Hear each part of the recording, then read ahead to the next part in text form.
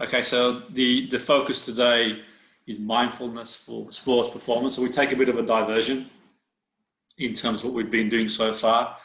And the emphasis here is on what is perceived as pressure, fear in sport, disappointment, setback. So some of the experts will say that pressure is generally a self-concept. It's what we put on ourselves.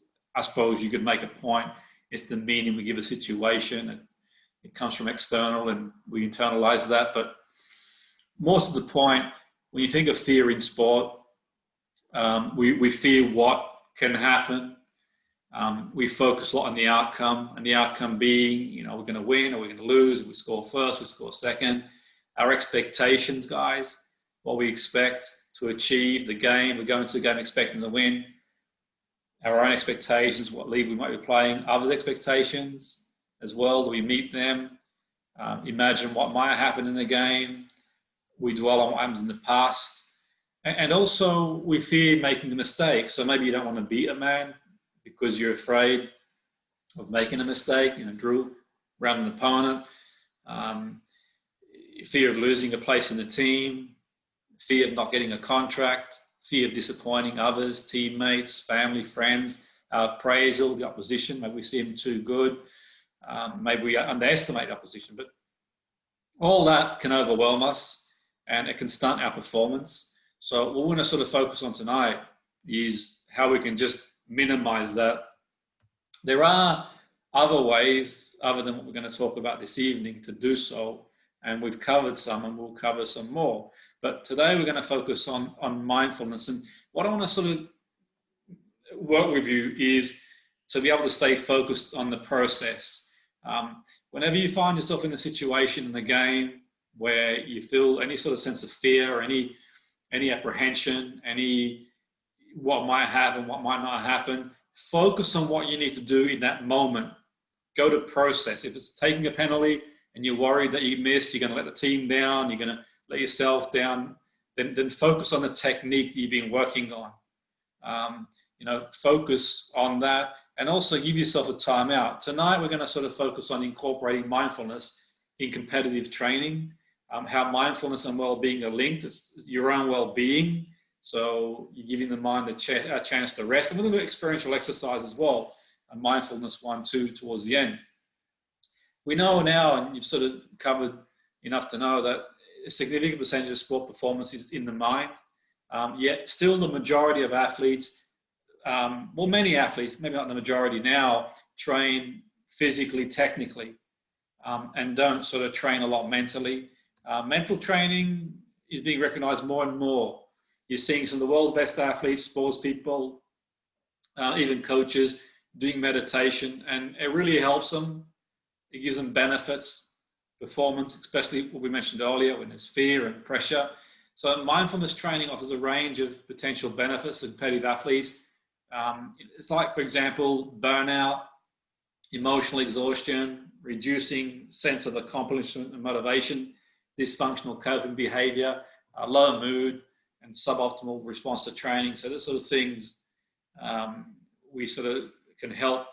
Mindfulness. So with mindfulness, athletes also better observe and accept their bodily sensation, thereby actively seek and utilizing more relevant internal and external information. So we're more at one. We're more at one with the situation. It's like, the sort of ancient samurai, the ancient samurai, sort of the swords person is, focusing on the process, not the outcome.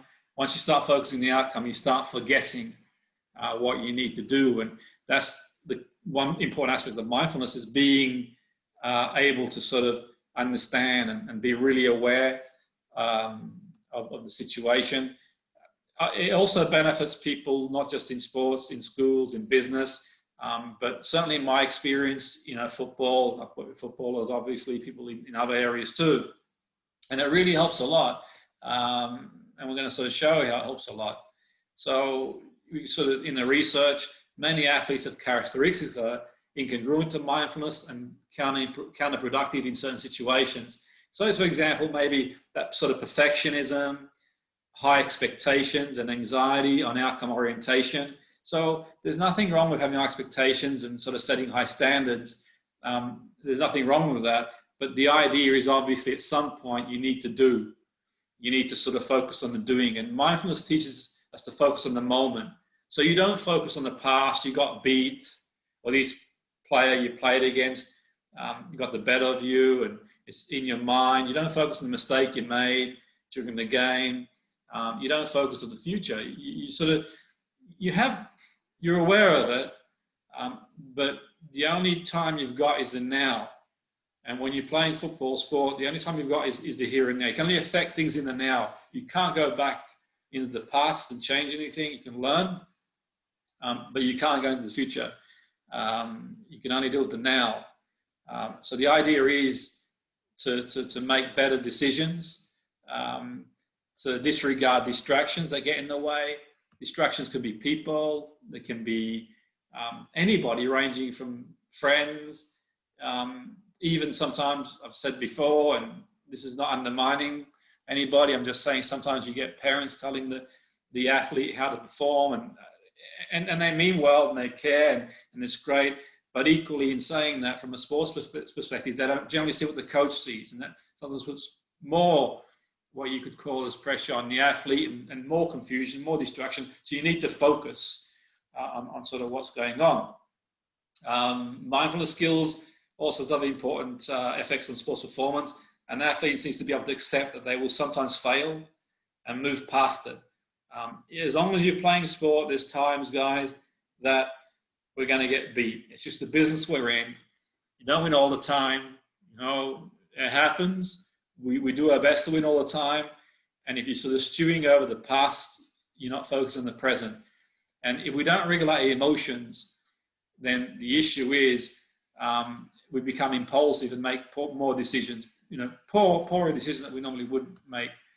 So we want to bring our A game, okay, by building mindfulness in 3 steps: awareness, acceptance, action.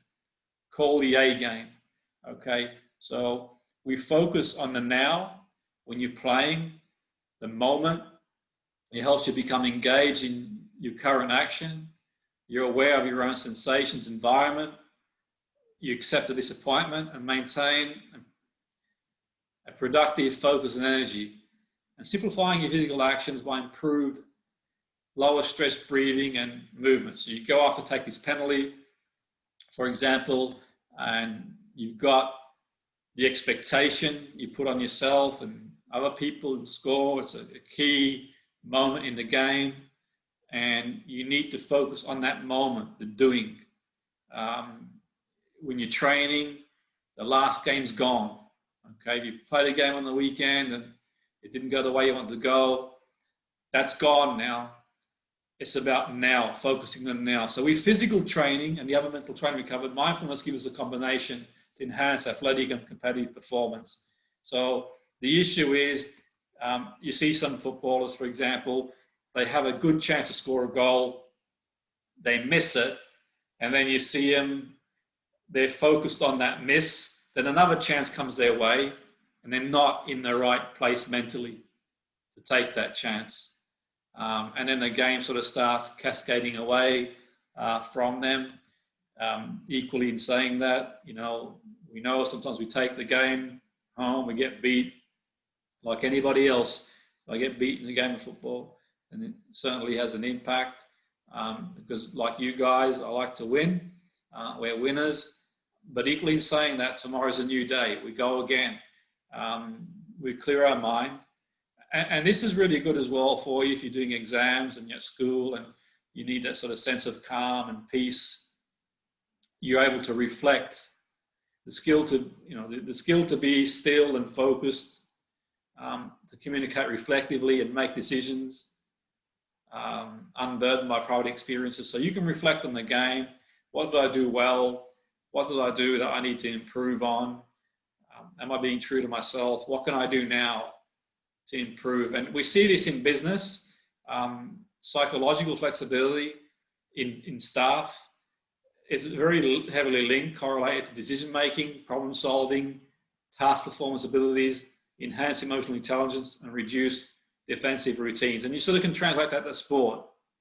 The better decisions you can make, okay, the better decisions you make, the more aware you are, the more focused, the more you can solve issues, the more you can solve problems, the more you can convert free kicks into goals, the more you get the basics right, not just picking that 40-yard ball, playing that 10-yard pass and zipping past the defender, your movement. So you're in and now, you've got the ball, you put it down, get it down and play, you're focused, pass, move, you got high energy.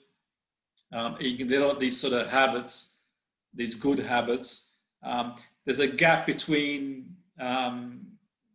stimuli and reaction, the gap between impulse and action. So something doesn't go your way, okay, in the brain, the limbic system, there's an impulse, there's an action. Someone sort of commits a foul, you get up and take a breather and you refocus. It's not saying don't play with fire and strength, but equally it's not getting drawn in. At the highest level, as you all know, other players will deliberately try and get into your head. Once you get into the player's head, then your A game goes. And this is what today's about. It's about also you being really self-aware, not letting other people, I'm not just saying in sport, by the way, in life as well, and in school, and in college, and in work. So get into your mind. Don't give them any headspace. You get on with it. So, okay, you're in a game of football. The referee gives a free kick to opposition, and you're complaining to the referee. The referee won't change the decision. Okay, at that point, I'm not to say the captain shouldn't go up and question it. I'm just saying, no point moaning about it. The referee won't change the decision. It's made a decision. You need to focus then on sort of defending and get to your head. Okay, or you're given a penalty. You don't think it was a penalty, and you're a keeper. You need to focus on what you need to do, or these sort of things. These are sort of key, that sort of gap. And mindfulness interventions are useful and dynamic in complex contexts that highly sports teams often find themselves. In your career, guys, and you're playing at a higher level now, in your career, you're going to find yourself in situations that in sporting teams are complex, challenging, not easy. You can have expectation. You can have people, having expectations of you. You're going to have your own expectations, and it's a way of managing that. Mindfulness is linked with performance. And these are things you can't avoid. Certain stress and adversity, but you can change your relationship with that. So things aren't going to go your way in sport all the time. That's just the way it is. But what you can do is sort of be able to control your own mind, your own emotion. And also what you can do as a coach, what I do is not just teach my athletes to practice mindfulness. I also talk about things they can do for themselves to minimize distractions. Continuous distractions and mind wandering are two common problems in work, in exams, in sport. Like, for example, I've got nothing against, social media. I use it too, and a lot of people use it now. Nothing wrong with that, but it's being able to regulate that, okay? Because basically, as an athlete, you need to focus on what's going to move you towards your goal as much as you possibly can, within reason, having a balance in life and family and other stuff that you do as well. But this distracts your focus of attention. So what we try and do is just look beyond just teaching you some of the meditation technique and the course I sent you as well to do, to be able to avoid things that are going to fire the limbic system to sort of get you, you see one person put one thing and want something else. And the brain, the way the brain works, it can focus on only a limited thing, maybe one thing at any given moment to do it really, really well.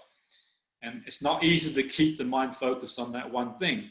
The mind sort of drifts away, past, future, other things going on, and we minimize that and we focus what we need to do. That's the sort of key.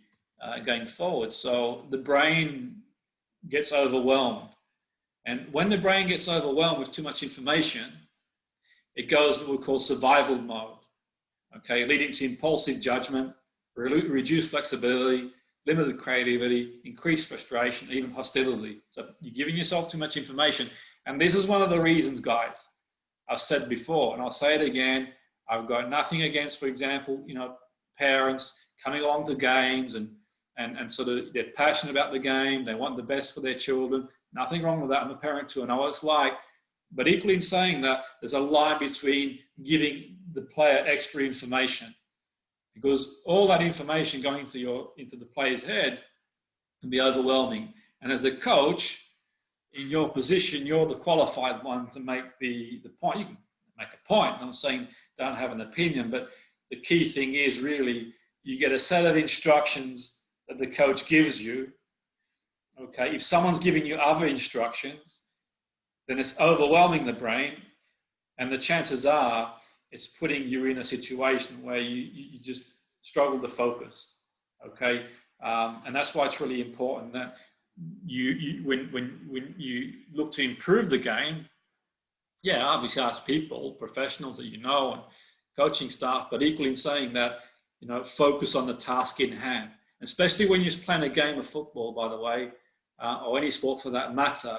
It's important that you're very clear on what your role is, okay, what you need to do. And there's too much information going in, okay.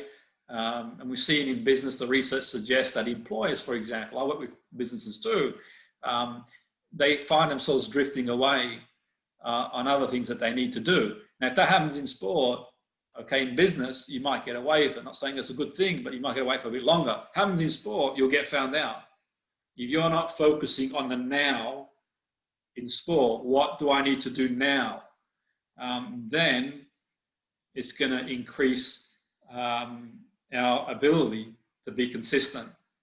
Okay, if you're thinking, nothing wrong with thinking like, 4 or 5 shots ahead of the game, but I'm saying at a given moment, it's being in the moment. So if I've got the ball and I'm dribbling against an opponent, then I'm thinking in the now to get around it. I might be thinking, okay, where I want to take the ball to get the cross, and I minimize anything else other than what my outcome is, what I'm looking to do. Do I think too much? Will I get tackled? If I lose the ball, will he scream at me? Will she say this? Will the referee do this? Then it stunts your progression. Purely you're thinking, I've got the ball at speed, bang, get at him. Go for, getting, coming at you focus on technique. That's the sort of key. So I'm not saying Mindfulness is going to address all the challenges that you face as an athlete, but it will have notable results on performance by practicing. Mindfulness means to be always present and responsible. Mindfulness encourages a state of active awareness, openness to view information, and willingness to view situations from multiple perspectives, using all the facts without prejudice, making meaning of it, and come to the most appropriate decision. Rushing through life and constantly worrying about the past, the future, does not contribute to feeling good in life, and not experience every moment. And I'm saying that because it's about your well-being too. Okay, I said earlier in the course that you're a footballer and you're very talented, and I no doubt that you'll play many high levels and go on and do good things, but you're more than a footballer as a person. There's many aspects to you, and I think it's really important to be able to, sometimes put the bat and ball away. Metaphorically speaking, you finish your training, it's okay, be done with it. You're in school, in college, you focus on that. Okay, you focus on that. You're respectful to teachers, to parents, to people. You focus on the things you need to do. If you're out enjoying yourself with friends, with family, then you put the phone away and you be present. The biggest gift you can give someone is being the here and now. That's the key to it. And the better you feel as a person, the better you're going to perform. So in summary, before we do a practical, mindfulness can improve the performance of individual athletes and teams by focusing on present tasks and acting more thoughtfully. It enhances the athlete's performance by focusing their attention on the present actions and decisions rather than past mistakes and future goals, attuning their minds and bodies, lessening the distraction of emotional stimuli, and intensifying experiential learning. So we minimize, what's gone on in the past. Don't get too hung up about that. Games are lost. Okay, we get disappointed. Absolutely. One gets released from a football club. You get upset. You get frustrated. You get disappointed. You make a mistake. You sort of kick in yourself. These sort of things go on, and that's part of life. It's just the way it is. Things don't always go your way, but in saying that, we can control the now. You might think of the future. They're making decisions in the football club about who to take on, who to release, and that's playing up on your mind, and your performance decreases as well. And I'm not saying that that's not a concern or trivializing that, because we all do. Okay, we all do that. As a coach, I do that too. I think, okay, about the future results. We won so many in a row. You get beat. So we think about that, but the key is to minimize as much as we can and be there. So when you go out on the pitch after today, you're there, you're focused on every moment, or as many moments you can do, to get the best out of yourself, which is key. So what I want to do is, for 10 minutes before you get out there, is an exercise, mindfulness exercise for you. One you can practice your own. This is not just for sport, by the way. It will help you as well in life, in exams. And also there's a number of other meditations you can do. This is not the only one. And I'll send you in the manual, the book, so you know more about it, which is sort of key.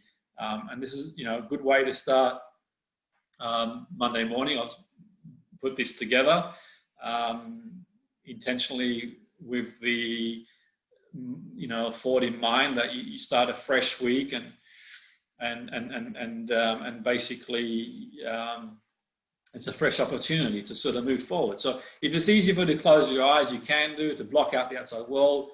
You don't have to if you don't want to, but adopt a nice comfortable posture, and you can acknowledge any feelings that are there, slowing down any agitation, anticipation, just releasing any effort and trying too hard for anything special to happen. So that's the first part, just making yourself nice and comfortable, breathing in, maybe breathing in through your nose if you can, and breathing out through your mouth, and breathing in and exhaling slightly longer than you inhale to calm the nervous system down, and just simply being, giving yourself that space and time to rest and step out of time, just expanding your awareness to include the entire body, the room, the sounds.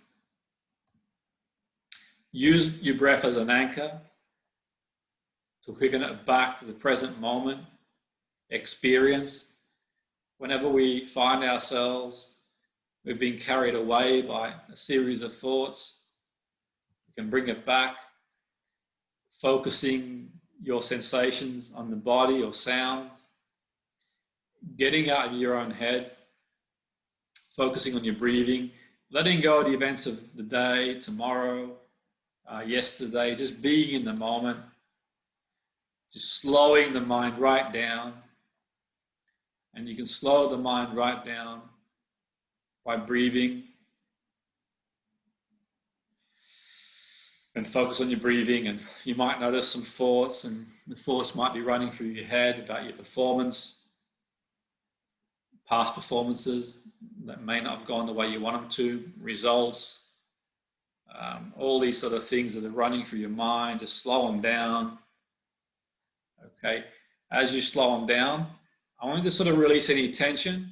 So breathing in air to the areas of tension and flow. So maybe it's just tension in the feet and the calves, and just breathing in air, any areas of tension. Perhaps quads, stomach, back, neck, shoulders, just letting, feeling more calm, breathing in air, releasing tension. Okay.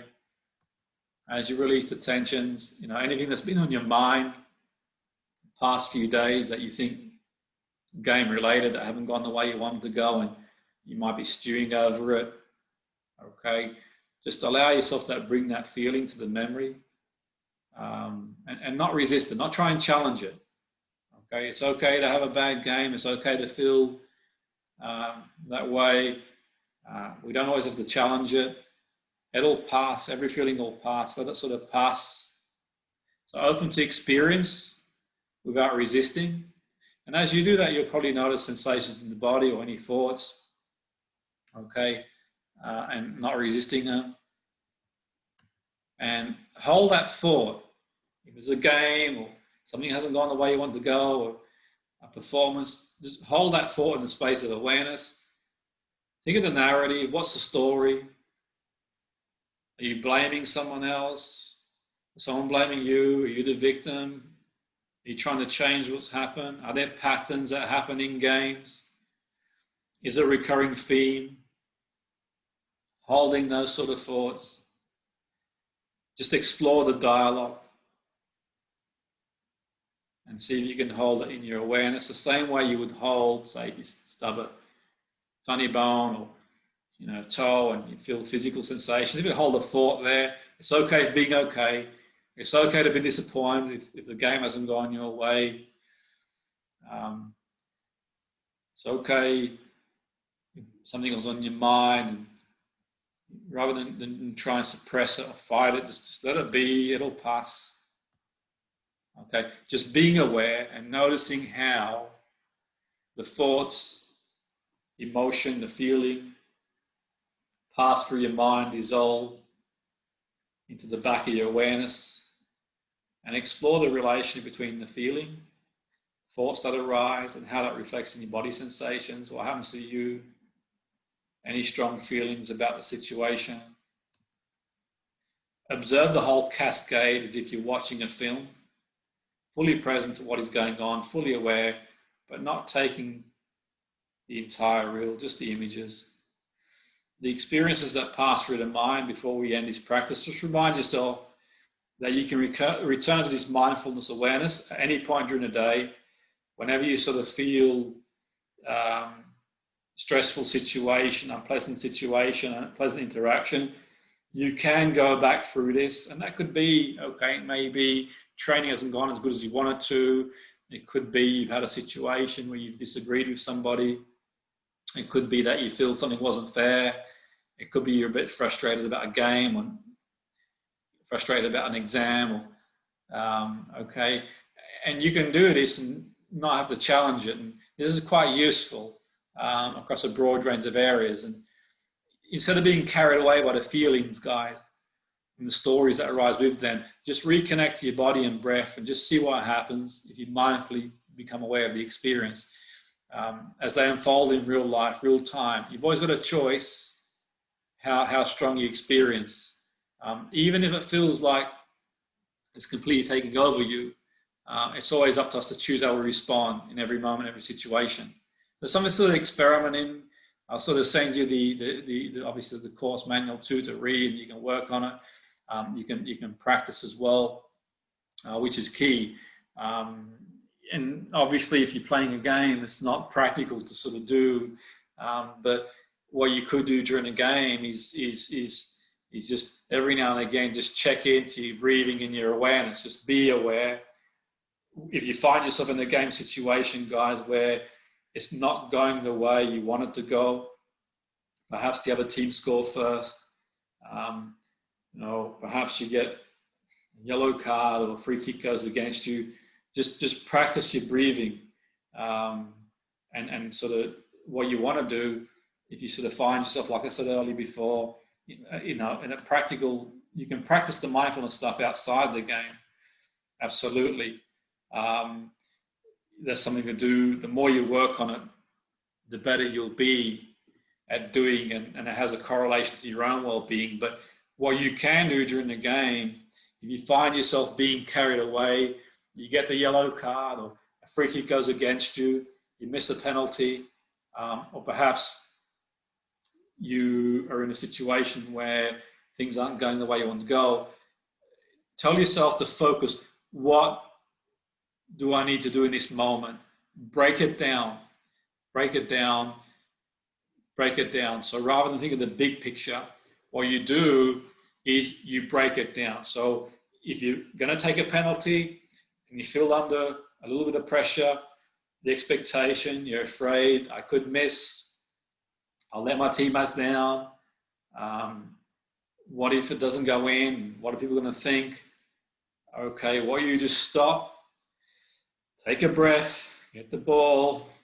We covered anchoring in the last module, do an anchor, going into states. Okay, get yourself into that sort of state you need to be in.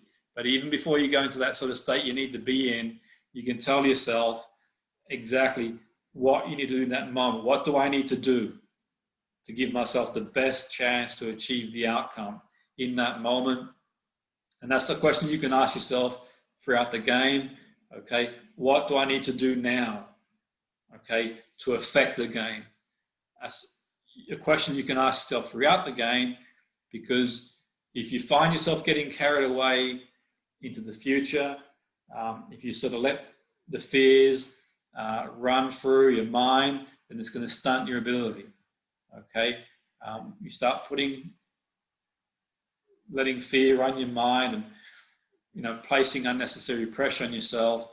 Start to get overwhelmed, underperform. Maybe you're in a trial, guys, and you're being watched, and you think, oh no, what if I don't play well? You make a mess of the first couple of passes, and you think, behind the 8 ball now. And then you're afraid of getting the ball. You're not calling for the ball. What you do to get yourself back on track, think, what do I need to do now? Irrespective of whether you made 2 or 3 passes that haven't been great, irrespective of if someone's got around you, you've missed the target from right in front, that's gone. Okay, what do I need to do now? Get back in position, get back into your role, okay, and then focus on the now.